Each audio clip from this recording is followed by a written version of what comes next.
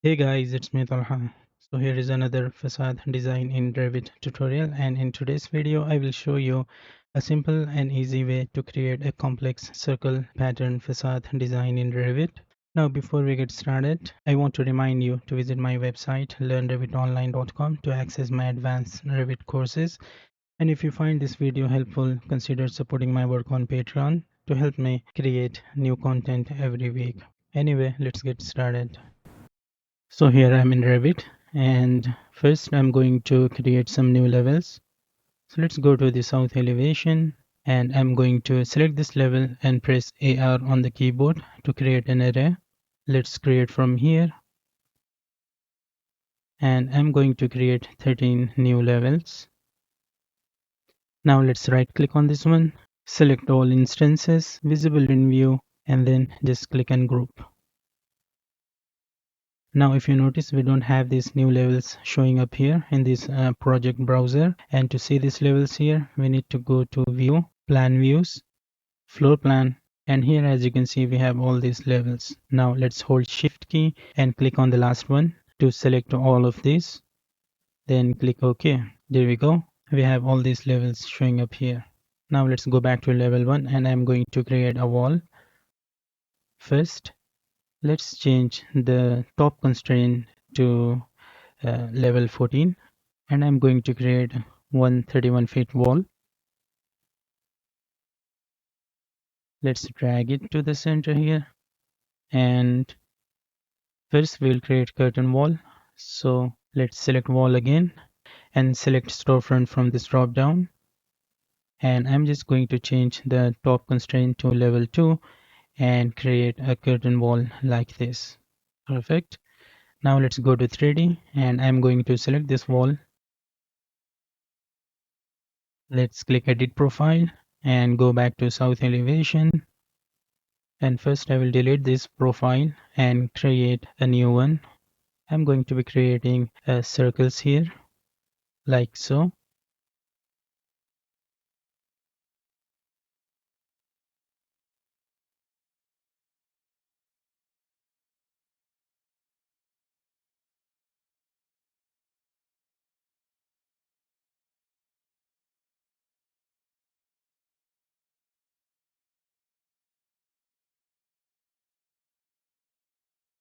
Perfect. So I have created the circles, but for this one it's not going to be a full circle because we want to create a staircase later on, and this is going to be the entrance to this building. Let's create a line here, then I will split the circle SL and use TR to trim this circle like so. On this side also I will repeat the same. This time I will use pick lines, pick the edges of this building, and then split the circle and trim.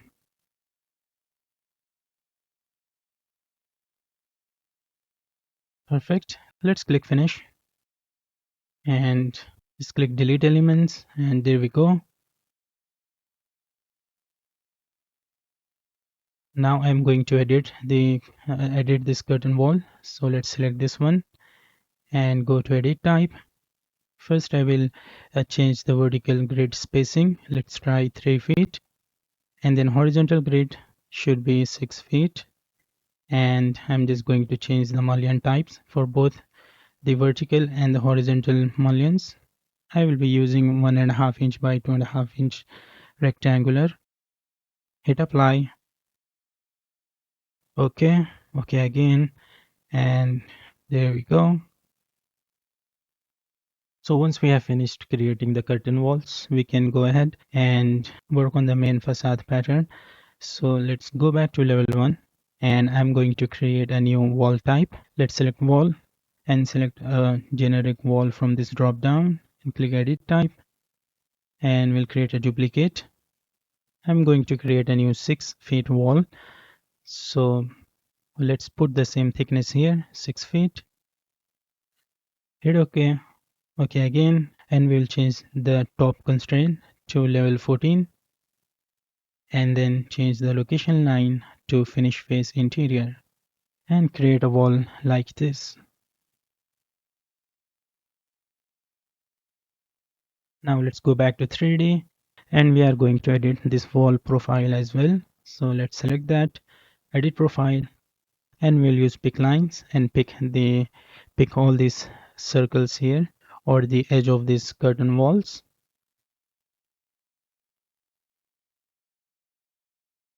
And here we will need to use trim. Let's use tr and trim these lines. And let's use pick lines again and pick this circle. On this side also we'll use trim pr and just trim these lines and just hit finish. There we go. We have created this wall as well. Now let's move on to the final part of this video. To create such pattern design, we are going to create an in-place component. So let's go here, click this drop down, select model in place, select generic models from here, hit OK. And I'm going to use void sweep to create such a design. So let's select void sweep from this drop down and click pick path and just pick the edges of this wall. And let's go to the left view. Okay, here just notice we had to create a section box for each of the circle before creating this void sweep. So let's just cancel all of this. Just hit close, cancel model, and we'll create a section box around this circle.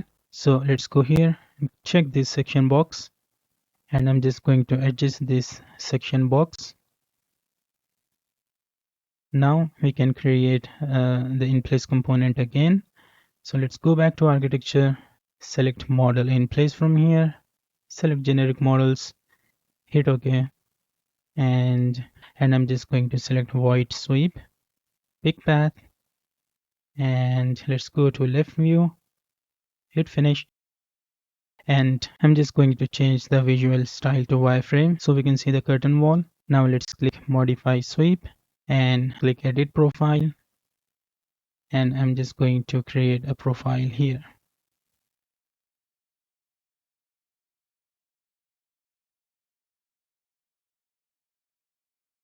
So I have created this profile. Now we can hit finish and go back to modify sweep, hit finish again.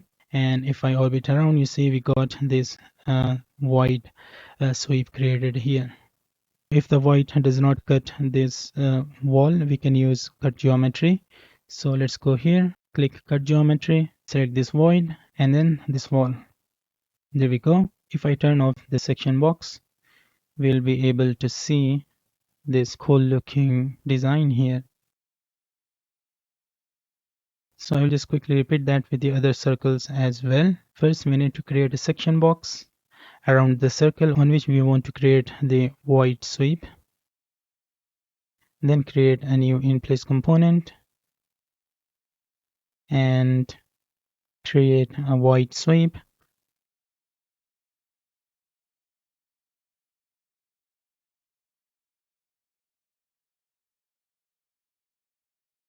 So I have created the voids on all the circles, but here for the entrance, you see if I try to create a sweep, we get something like this. So we can easily fix this using wall. So we'll create a new wall under this curtain wall. So let's go back to level 1. I think this curtain wall is on level 2. So let's go to level 2 and create a new wall. I'm going to use the same 6 feet wall type and change the top constraint to unconnected and just make the height 10 feet. Now let's create a wall from here like so. Let's go to the south elevation and use this handle to drag it to level 0, and from the top let's drag it to level 2. There we go. I will just quickly edit the graphics settings to be able to see this thing clearly. Now I'm going to add dots to this storefront. So first we need to create the openings here. So for that we can edit the profile of this storefront. Let's go to the south elevation and create the openings here for the doors. I'm going to create a couple of doors here. Let's copy this one and we need to split this line, then use trim and trim these lines like so. Now hit finish and just go to 3D. You see we got these walls showing up here. To replace them with a curtain wall doors, we need to create curtain wall. So let's go back to level 2 and let's create curtain wall. So go to architecture, select wall, and I'm going to select curtain wall from this drop down. Let's click edit type and just make sure automatically embed is checked. Now let's create one here and another curtain wall here like so. Let's go back to 3D and I'm going to edit the profile of this curtain wall to match the height with the storefront like so. Just click remove constraints, hit finish. Let's edit this one as well. Edit profile, just use align tool. Now we need to load curtain wall door families into our project. So let's go to insert, load family, and go to doors. And here we have this door curtain wall. Just open this up. And now to replace this panel, we just need to hover over the edge of this panel, hit tab key a couple of times to select the panel, and then just replace it with the door from here. To see the handles, we just need to change the detail level to fine. To hit spacebar once to flip it. There we go. Let's quickly create the stairs here. So that's how easy it was to create this cool looking circular pattern facade design in Revit. So that's it for this video. I hope you have learned something new. Please make sure to like and share this video and subscribe to my channel if you haven't already. Don't forget to turn on the post notifications and don't forget to check out my website learnrevitonline.com to get my Revit advanced courses. And if you found this video beneficial, you can also support my work on Patreon to help me create new videos every week. Once again, thank you for your support, and yeah, I will see you guys in the next video.